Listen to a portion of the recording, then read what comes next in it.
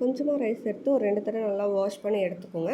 இப்போ ஒரு 3 சின்ன வெங்காயம், ஒரு சின்ன ஸ்லைஸ் தக்காளி எடுத்திருக்கேன். அதுக்கப்புறம் காய் வந்து நம்மளோட ஆப்ஷன் தான். இன்றைக்கி நான் என்னென்ன எடுத்திருக்கேன்னா, கேரட்டு, உருளைக்கிழங்கு, முருங்கைக்காய் தோலை எடுத்துகிட்டு உள்ள ஃப்ரெஷ் மட்டும் வச்சுருக்கேன். ஒரு சின்ன பீன்ஸ் எடுத்திருக்கேன்.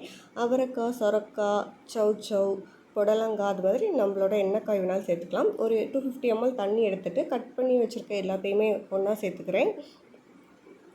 நீ எந்த காய் வேணாலும் போட்டுக்கலாம், முள்ளங்கி கூட போட்டுக்கலாம், அது நம்மளோட இதுதான்.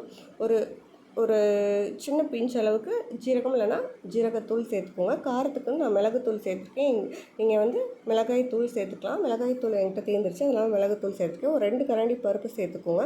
பருப்பு சேர்த்து நல்லா கிட்டிட்டு ஒரு லிட் போட்டு மூடி ஒரு 5 to 6 விசில் போட்டு எடுத்திங்கன்னா நல்லா குலைவாக இருக்கும். அதை மத்து போட்டு மசிச்சுட்டு கொஞ்சமாக நெய் கலந்து குழந்தைங்களுக்கு கொடுத்திங்கன்னா விரும்பி சாப்பிடுவாங்க. Mixed vegetable sambar rice ready.